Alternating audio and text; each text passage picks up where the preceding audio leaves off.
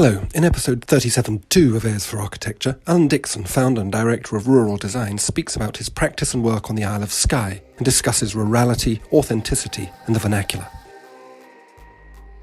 I've talked before in lectures just about the word shelter. It's kind of both a noun and a verb. A shelter as a noun suddenly pushes it towards a commodity and something you buy and sell, whereas shelter as a verb is something that you do and you make. And that's certainly where I think, in the realms particularly of a rural context, that the possibility is there for people to, solve their housing problems by their direct actions. Airs for Architecture, a podcast about architecture, buildings, urban culture and space. Hello and welcome to another episode of Airs for Architecture. I'm talking today to Alan Dickson of Rural Design. Alan, would you be so kind to introduce yourself? Yes, well, I'm Alan Dickson and I co-founded Rural Design with my other half who isn't here, which is Jill Smith. Started as many practices do as a small kind of practice with a couple in charge. And so often I want to make the point, if I ever say I really mean we. Because it was very much a joint endeavour, and I'll try and avoid kind of personalising it too much. So I suppose the thing that I'm very interested in. So you're based on the Isle of Skye, which is obviously very distinct. It's a very distinct place. And when we were talking before I started recording, you used this word, something to do with a connection to the landscape. So you're sort of escapees from the city that have found and I think it's whether it's being drawn to it or escaping. It's probably a bit of both, really. So we both reached a point in our respective careers where we'd started to repeat ourselves in a way. In terms of you do a project and then you do another project, and they're all different and we're special in their own ways. The kind of corporate life of an architect where you kind of climb a ladder from being an architect to being a senior architect to being an associate to being a partner or whatever had kind of lost its appeal because it just kind of seemed a bit boring and predictable, really. Mm-hmm. We're also at that point in our lives that we're living in the West End of Glasgow and loved living in the West End of Glasgow. But our children had started to appear and we kind of certainly felt they needed more space than could be offered where we were. But we could never imagine living in a kind of suburban environment. And for us, it was quite binary. It's either the city or the country. So we chose country. And then as we looked, we thought, wouldn't it be nice to live just outside the kind of limits of Glasgow and enjoy what the city has to offer? But the reality is that it was well out with our budget. So it turned out the only land we could afford was really just before you fell off the land on the northwest of the Isle of Skye. But having discovered that was the case, it gradually grew in appeal, and it was probably an experiment to come out and live here. As we thought, we'll go out there and we could scrape enough together to build a house, and then we'll just see what happens. And even if the only thing we do is build a house together, that will have been an adventure and added to the kind of to the value. And for me, the building part of architecture is very important. The making maybe is a lot more so than the more theoretical aspects. So that was a challenge for me that would be really valuable and kind of touched very much on my interests of holding material and feeling its weight and feeling how you connect these parts together. So there was lots of things we could achieve, and we had fantastical ideas to begin with, maybe of what this house we were going to build would be like, and gradually we realised that we were going to be actually part of this community, so we didn't want to be the crazy architects living in the weird house at the end of the road. We wanted to be part of that community, so I kind of created this project which we called the Wooden House. Wood being a material that I enjoy working with. I've always been more of a kind of carpenter / joiner in terms of my practical skills of putting kind of parts together that way.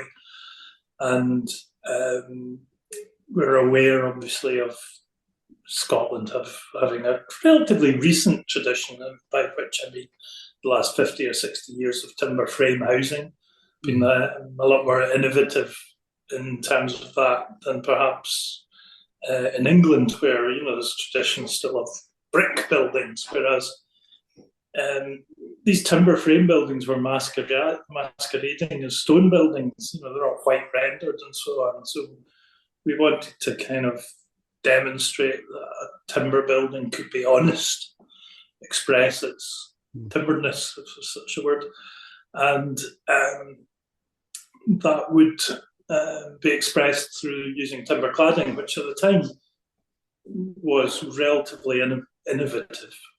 There had been a previous tradition of timber cladding, which was imported houses, Swedish houses called them, post-war. But that kind of disappeared, but I think there was a kind of something in the air about the use of timber that we were probably picking up on as well, an appreciation of the possibilities of it. And so we kind of set to that task and kind of half built the house, I would say. We weren't quite confident enough to do the whole thing. And then just kind of weirdly, people saw that and said, "Well, I like your house. Could you do something for me?" And the practice just grew organically through people kind of liking what they saw with our work.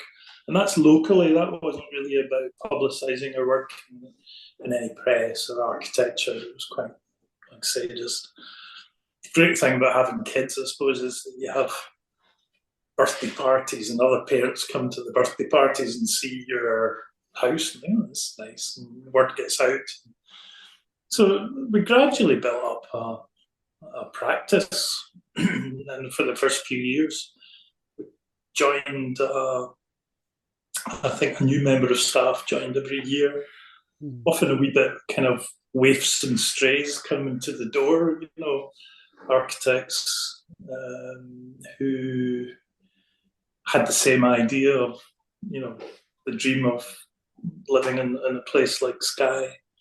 The great thing at the time, we were kind of piggybacking, I think, on what we didn't know at the time, but retrospectively looks like the beginning of the boom period in Skye, which I think was brought about largely because of the construction of the Skye Bridge, which made the island so much more accessible, and the introduction of broadband, which made kind of work actually barely, because there was still dial-up at the beginning then, but barely, but a lot more possible. We would have been without it. So communications was improved, and I think, over the past 20 years, that's kind of sped up. And has brought with it, I suppose, that unintended consequences of popularity for Skye in terms of tourism, and consequently pressure on housing. The value of housing has gone up, and it's become harder for young people to buy housing. And Yeah. that whole complicated story of property kind of challenges of the generation following kind of behind Jill and I, and that is an ongoing challenge. Yeah, for sure. I mean, I was looking at Rightmove, and cheapest livable in house on Sky they've got there is £250,000. Yeah, for a 2-bedroom house now. Yeah, which isn't much different than central Glasgow. But I was just wondering, I mean, how does an architect operate on an island with a population of 10,000 people? I mean, I suppose the drift or the tendency in architecture is to look towards the metropolitan centres, particularly London in the UK, but also Glasgow, Edinburgh, Manchester, Liverpool. 80% of architecture graduates now go and work in London. I think that was the last statistic. So so that's sort of how we organize and understand practice, and also the nature of being an architect, which is to be in the center, to be kind of connected in that kind of critical cultural way. But you've built a very successful practice off the back of the opposite. I mean, I think that's quite a fascinating thing. How does the architect? How do you do your thing there? Yeah, I suppose it's not that unusual, in terms of finding work. The work finds the architect rather than us having to kind of go out and pitch for work so much. The internet's been a kind of fabulous thing, I suppose, because we have these things, websites, people can find you. And it's quite pro-development in the Highlands generally, but the West Coast specifically. There's a lot of space, obviously, and that creates its own problems, I think, in terms of sprawl, but people will be able to get land if they have the means to get land, and then they have a choice of ways to build. You can still go to a builder and just say, give me a house, and they'll get a kind of draftsman or something like that to draw one of these kind of relatively poor quality pseudo croft house type things. Relatively is doing a lot of work in that sentence. Well, it turns out some of these draftsmen are now good friends of mine. No, and some of them produce great work, but yeah, and we're kind of all really kind of quite a friendly bunch up here. The other option is to kind of select a house from a kind of kit house company. So you get a range of these, again, some that do more traditional and some that do more modern. And indeed, I am now part of our own kit house company as well, because you can only repeat yourself so much in terms of the design when you realise, well, actually, this is a thing in its own. So yeah, I did want to ask about that, because that struck me as being must be one of the ways that you've sort of economized the practice that you have, is this rural house company that you run, working with a local contractor to produce. Is that kit houses? Is that off the sort of, like, as you say, off the peg? Yeah, it's kind of an off the peg kind of pattern book approach, which is turnkey, and it's again it's this kind of challenge. It started with an idea to make houses easier to build in Skye, so we prefabricate them in a factory. It's a very harsh environment, and that affects quality. So we wanted to make buildings cheaper, because again the weather is a big drag on on the cost of the building. If you're working in poor conditions, you're half as productive as you would be if you're working in good conditions. So being able to do the house in the factory helped that. Reduce the impression of an architect being an expensive thing. So we wanted to produce our services for lower costs so that they could be more affordable, primarily to the local population. And we put all that together, and it was a kind of recession project where we had some spare time to experiment, and we came up with this idea, and it's turned into a really successful company, employing about 70 people now, as the full trades, as it were. And it's very much semi-detached now from our work. We still do, as a practice, the planning and building warrant applications, but there isn't really quite so much design as there is in the more kind of one-off or bespoke projects. So, it's been successful. I think where I do worry again is it's still not quite been able to reach the people we wanted to reach when we started the company. Do you use innovative construction, or is it a sort of a fairly standard SIPS? Is it like SIPS panels, or is it? No, it's not. Well, it's a standard timber frame, made up of what we would call 6x2 inch timber frame. I'm naturally incredibly conservative when it comes to adopting what I consider maybe unusual construction techniques. We've still never built a SIPS building, and I'm kind of naturally suspicious of buildings that involve too much spray foam. I think that's probably a very good idea. Yeah. So, the asbestos of the future, probably, but so I kind of like things that are made up of columns and beams at their heart. Yeah. Because you can see how everything is working. Yeah. I like that idea, and it comes back to your idea around the idea. This thing that you talked about, this honesty, this expressive kind of construction, and the making side of it. And I like the idea. So it's maybe worth skipping forward. So, like I touched on,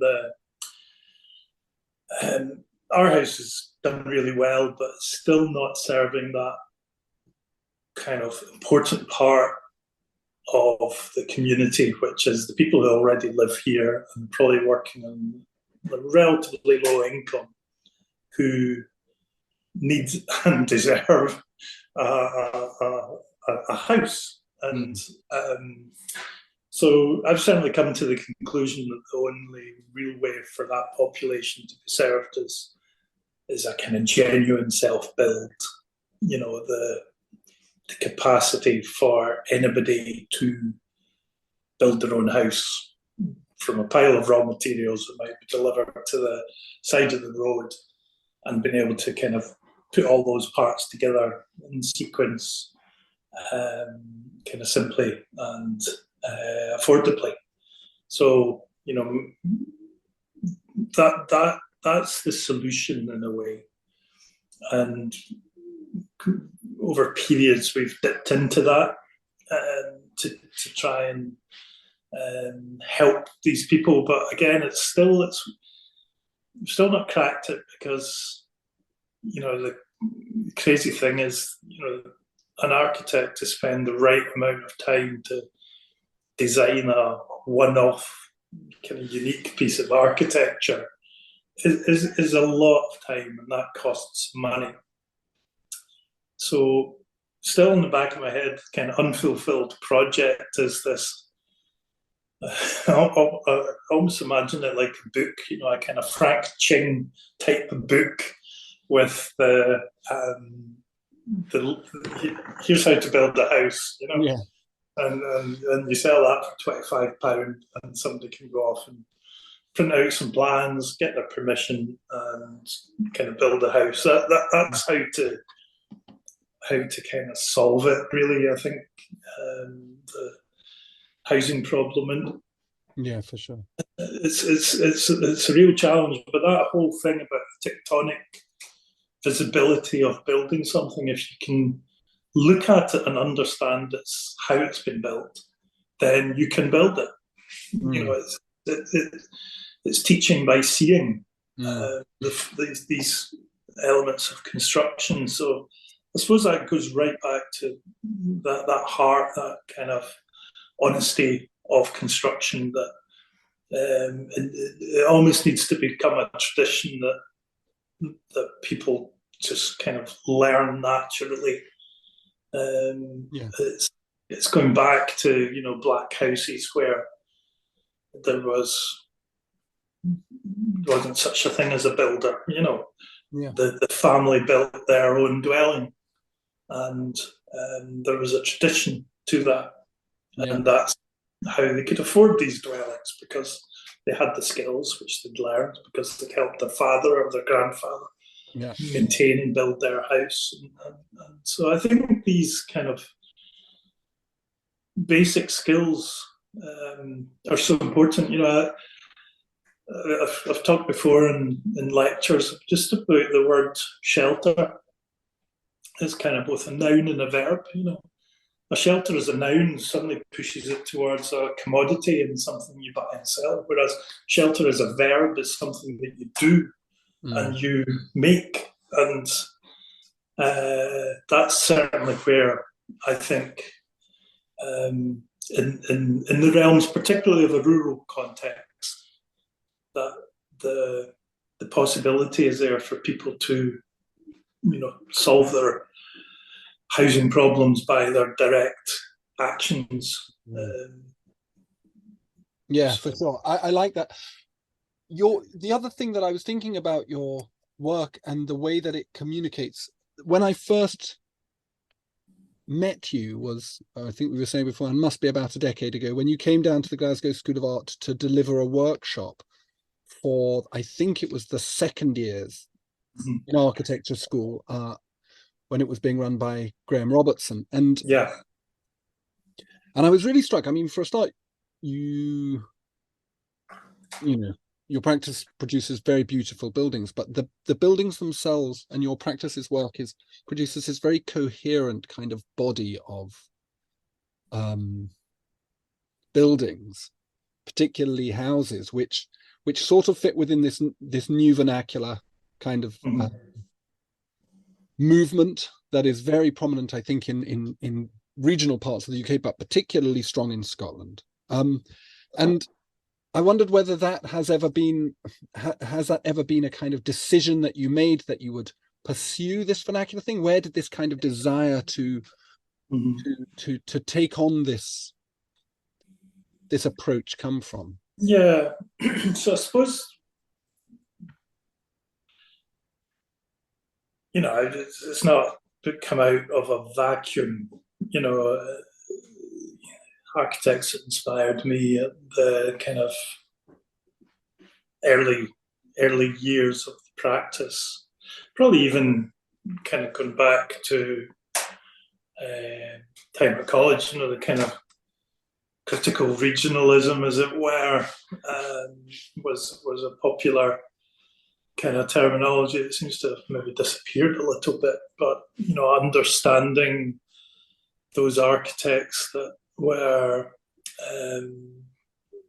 you know, working under that umbrella, which I suppose, you know, goes back to, you know, Glenn Murcutt in particular, the exposure to that quite a formative age as an architect. You know, that kind of, as a student, you know, where you're naturally drawn maybe to certain work. I was always drawn, you know, probably at the time through Architectural Review magazine or whatever, where the work would all be published. I think Kenneth Frampton was, you know, a big kind of supporter of an architect like Murcutt. And then progressively, I think, I rediscovered Murcutt later, but also Brian McKay-Lyons, and I think both being kind of in a way, not necessarily personally role models, but the idea of their practice became a role model. Brian McKay-Lyon's work in particular, I felt very appropriate because on an island, working with, traditional homegrown skills, not importing skills, being part of the community. His role in teaching, the interesting thing about Nova Scotia is the population there, I think, is 500,000 rather than the 10,000 on Skye. So even he is working in a slightly kind of larger context. But that was very inspiring. And you may remember the ghost summer schools that he used to run.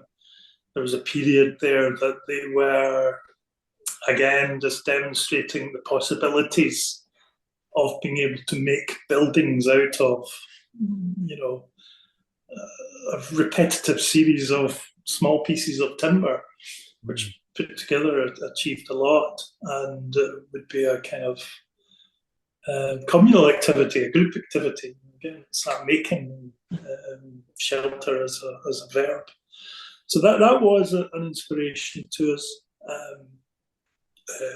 Were you involved in? Did you ever go and partake in the sweet apple thing? I could never afford it. There's the trick, isn't it? Self-builds for the rich. No, it's but I do like that the way that you're talking about it. Is there an ethical aspect to this? Is there an idea behind this vernacular and this very kind of contextual practice that your body of work, to me, certainly seems to embody very well? Is there? It's not just an aesthetic approach, is it? You've talked obviously about the value to communities, particularly communities in need of housing of this, but it's more than that. Yeah, no, absolutely. It's maybe a dream, and it could also be argued to be a wee bit naive to imagine that anybody can build or everybody can build. But even if a few people take up that opportunity, there's a project, one of our kind of earlier projects called the Hen House that we built. It's quite an experimental little farm on stilts. Mm-hmm. And successful project. I think it was our first time we maybe came to attention, beyond a smaller group of people who were aware of our work. And that was for a client family. And it was built by a local builder. It was basically built by one joiner who worked for that local builder. And but it proved, again, it seems ridiculous. It was about £100,000, but at the time that seemed like an awful lot of money. It still is, really. But the client and their family loved it so much, and it was really just a cabin that they relocated to Skye to live in this little house. But they realised that it was not practical for two adults and two teenagers to be kind of knocking about this small thing. So they decided to build another house next door. But they needed a house that was twice the size for the same budget. And the only way to do that was self-build. And so Nick, the male side of the client, was a graphic designer, but he just went for it, and he built this house largely himself for effectively half the cost per square metre. So it's a lovely building, and I think that was our first. And you designed that one as well? Yeah, so it's on our website still. It's called Black House. Yes. So that, as opposed to the Black Shed, which is also on our website. Yeah. But the Black House is this kind of simple, kind of wedge-shaped building with no kind of humps or bumps. And it kind of connected with something we were interested in at the time, which was these quite rudimentary buildings that, again, crofters would typically build to take their tractor or take their, animals when they need sheltered. And I think of them as just five-sided objects. So, a rectangular plan with a single monopitch sloping roof. Incredibly efficient buildings because very few corners or bumps. Probably in terms of detail, they have less detail than anything bar a sphere sort of thing, and there's an attraction to that because every time detail that you have a change in direction in the building, you have a vulnerability. And if you live in a location like this, the weather will find any vulnerability. Which I again, another side detour, I quickly discovered after the first few years of practice, having attempted kind of challenging detailing, say that you end up going down the aisle of the co-op one morning and your client comes with a tale of woe about the water coming into the building the previous night. So you start to realise, well, we need to build it a little bit differently here. So trying to design out the challenging details and challenging junctions. So this five-sided object was quite appealing from that point of view, but also quite appealing from the self-builder's point of view because, again, the less complexity, the easier it is. So the Black House is a kind of demonstration of that very simple building, successfully built by the client, and really kind of proved to us the possibility there of empowering people to build their own house as an architect, not necessarily always being just the genius behind the drawings who then asks somebody else to build it on somebody else's behalf and charge a fortune for it. It's a lovely idea that through that process of thinking about context and, as you say, the punishing horizontal rain of the Western Isles sometimes, and then thinking about the client's capacities, you sort of de-center yourself from the process as an architect. As you're not this great genius that sits behind, but you have to become sort of emotionally and intellectually involved in the reality of the space. Yeah. And I think there's a kind of moral responsibility as well, to support both individual people who've put their trust in you, but the community at large. So yeah, we kind of, the new vernacular, I suppose, that you mentioned earlier, at least our particular interpretation of that has been kind of largely informed by, our own understanding of the practical necessity of building here. And it does kind of neatly sometimes fit into kind of broader categories of other architects' work, and maybe from a distance we all look the same kind of thing, and or have the same interest. But no, I don't think so. But I think it's quite interesting because I was talking to another architect in another episode of this called Alex May from Alex Ely from May Architects, and his work fits within what is been called sort of New London vernacular, and it's a kind of urban typology of housing.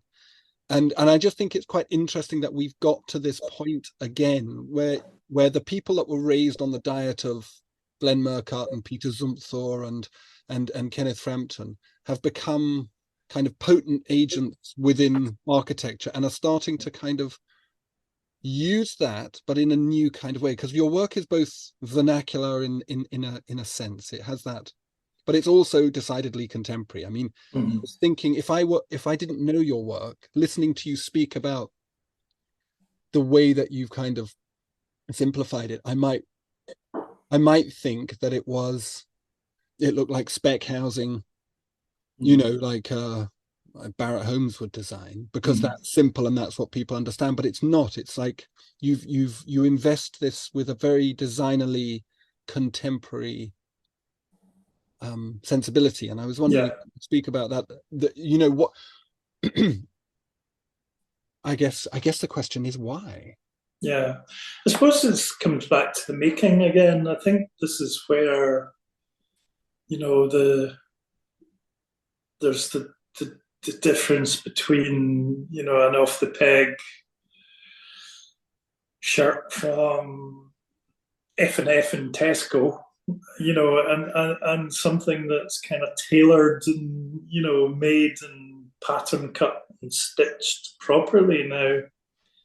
There's a place for both very much, you know, but as the maker, you know, one of the crafts people involved in the building, you do want that stitching to be correct. You do want all these timber boards to not just be placed accidentally on the facade, but, you know, everything to, you know, work with the module of the components that are making the building. And I think that that craft maybe is the way to think about it. Is what marks out some of these buildings. And I think understanding your craft means that you don't necessarily have to default to, you know, what people may understand as the common way of doing things. So you're more confident to be a little bit more experimental with form, for example, because you are intimate with all the components and all the parts and all the ways they go together to make that kind of hitherto unanticipated form. So there's a project we've done quite recently called, it's another one in Fiskevig. It's actually as part of a kind of little group of buildings that have all kind of happened in the same area for different clients. But it's called the Larch House. So it's one of these five-sided forms again, but we start to play with the shape really because it's how the building connects with the views. So it's more of a kind of rhomboid plan form. It's got a single sloping roof, and it has these holes in the recessed holes in the facade, mainly for the reason that a recessed hole becomes a lot more watertight than a projecting stick-on bit. So the whole building for us, we feel that it's actually just with that building that we feel that we've reached a maturity as an architect, and maybe one of the first buildings we've built that we don't necessarily feel the need to experiment anymore, and we feel we've got the opportunity here to synthesize all these skills that we've learned over the years and put them into one project. And for us, it becomes quite representative building of many. And it's quite an interesting one because we're incredibly proud of it, and we put it in for the awards this year. And the silence is deafening. So, you know, we feel this is the peak of our architecture career. And yet, I think the people in the external world, they see these, it's just another rural design building that's got all these familiar bits, you know, particularly in the Scottish context of awards where it's quite a small group. They're always interested in something new rather than something that might be kind of good and mature, and, you know, an expression of the word you're looking for, Alan, is good. Yeah, you know, novelty remains this great tyrant for architecture. Oh, it's terrible, isn't it? But so this one project we feel it's got the sum of all of our knowledge, the sum of all of our experience in it, and it's just suddenly it's become. And we don't do this for rewards or prizes or so on, but it's kind of nice just to get a little bit of acknowledgement. But so it's become almost, people look at the building. Of course, that's what they'll be designing. Why don't they do something new? Yeah. And new for new's sake. It's just it's that terrible. It's a recipe for disaster. When you're spending somebody else's money to build a building for them. So I think we're just going to kind of keep on doing. Having we think maybe we know what we're doing now. Yeah. Then we're gonna kind of just concentrate on that and continue to deepen and enrich that. Yeah, sort of. But at this, do you feel like the work has got to the point? Because I mean, your body work is amazing. I think it's absolutely beautiful, and it is. I mean, it's. What's strange to me, hearing you say that, is that to me that they all are very distinct. I mean, obviously there's the distinct ones like Tin House and the Invisible House. These are, covered in metal, one of them in very shiny metal. But, this one here, Portree Passive House, which is, it's a decidedly modern building. It even looks a little bit like it's been inspired a little bit by Casa Malaparte on Capri. It's that kind of like extrusion of the landscape. But I was wondering if there was something in the way that you feel the work is kind of maturing in the sense that it's starting to get to grips with ideas of identity and place and landscape, as you talked about at the beginning. Has that been something that you've been like, this idea of a kind of identity driven architecture? I think so. It's an interesting kind of discussion about, is this particularly Scottish or regional architecture? And I would say there has been some effort made to kind of co-opt the new vernacular Scottish architects towards things like questions of independence and things like that. And I've always sat kind of separate from that discussion and not really think of myself as a part of a group of Scottish architects. Instead, I like to think of ourselves as part of a group of architects who sit on what I would call the Atlantic edge. And so that conveniently allows me to include Brian Mackay-Lyons in that conversation. And certainly, Scandic work, Scottish work, Irish architecture, and so on, and there are traditions even down to Brittany and Galicia that all have a sense of DNA because they've been sculpted, is maybe a kind of easy word, but influenced by a common environment, which is that exposed edge. So I like to think of us as being part of that kind of group, if that could be called a group, because the influences are common. And I think the other interesting thing is that all of these people are separately considering the same challenges and in many ways coming to a similar answer. So that's, if there's an identity to it, that's where we kind of associate ourselves with.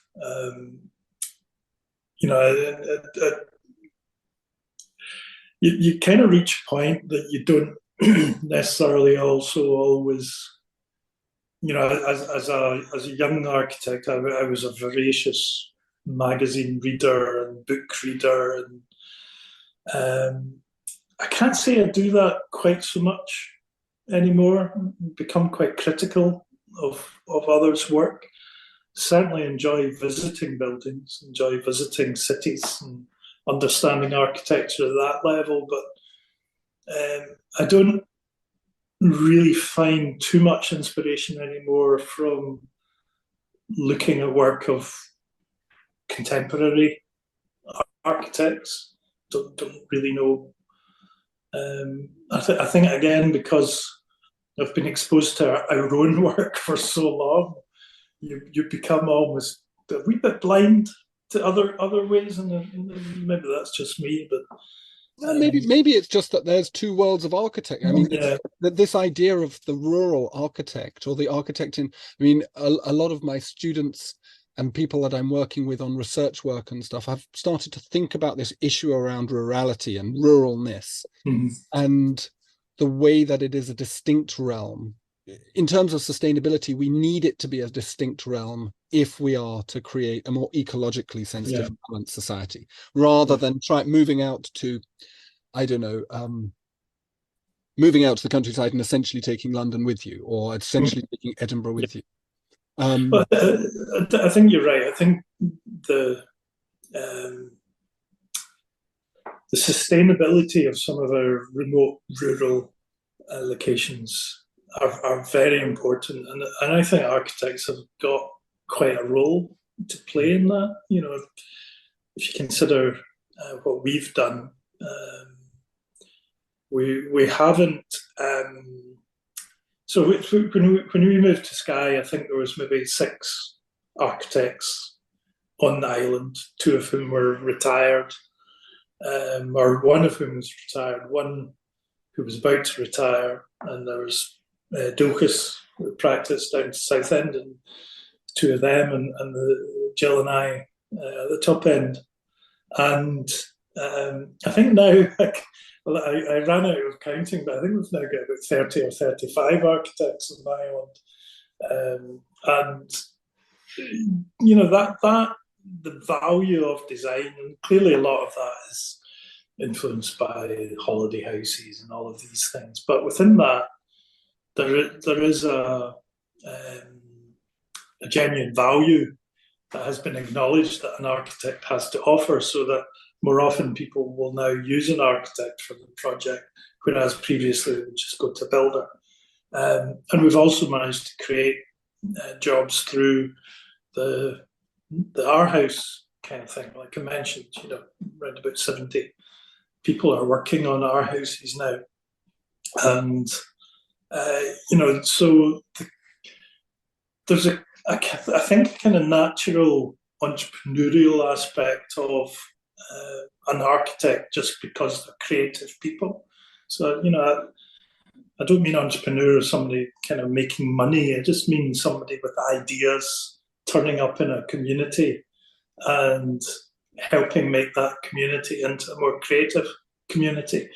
I think in a rural context, that's very much part of the possibility of the future, to make these communities viable and sustainable, is to make them more creative and more imaginative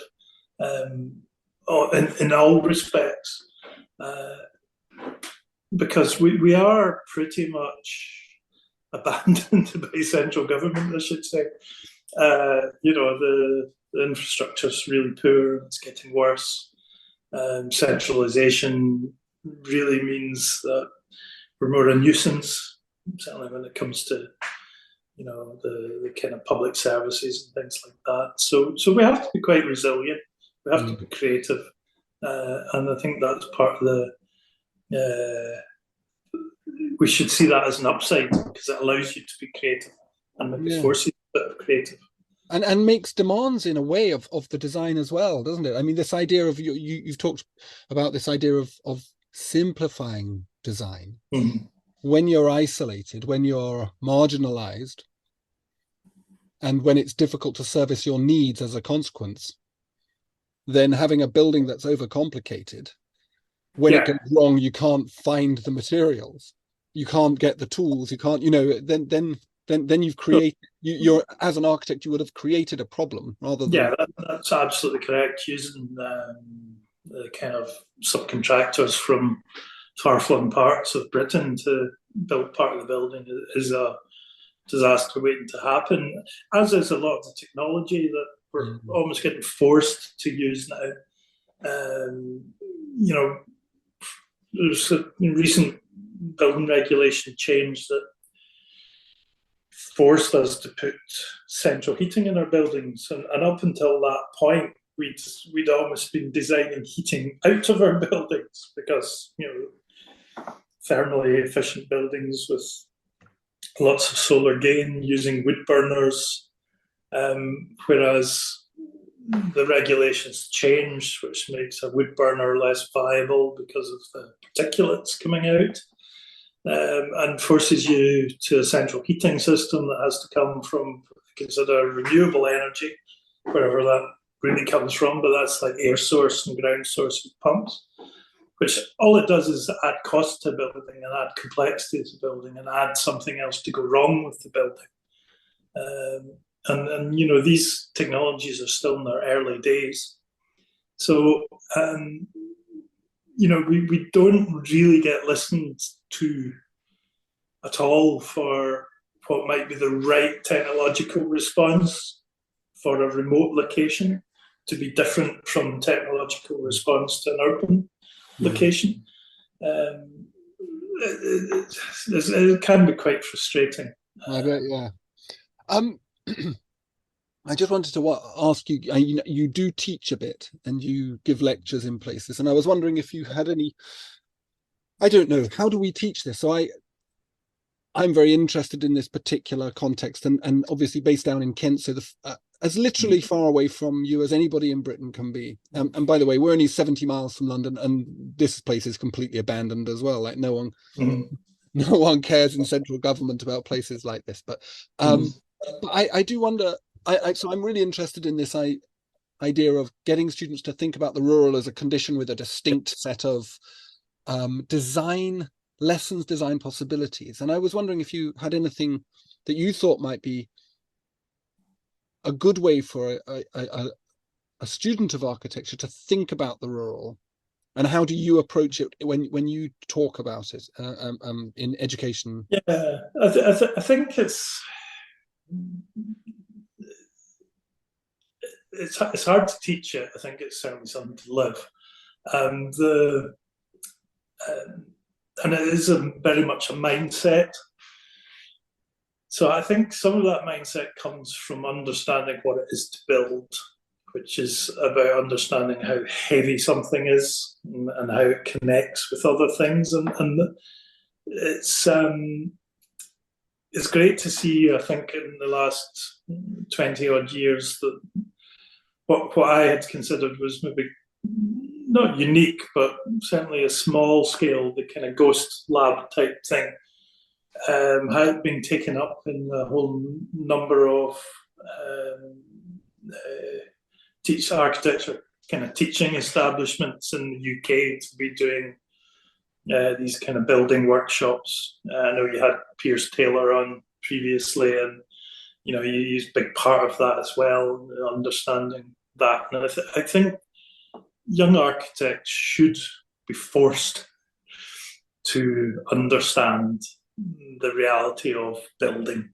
I came at architecture from practical side, and I didn't do well at school, so I just kind of got in, as an apprentice, and had to kind of learn by doing rather than the more academic route in. But the making and the practical aspects of architecture hasn't been enough attention to that through educational institutions. So I think that has to be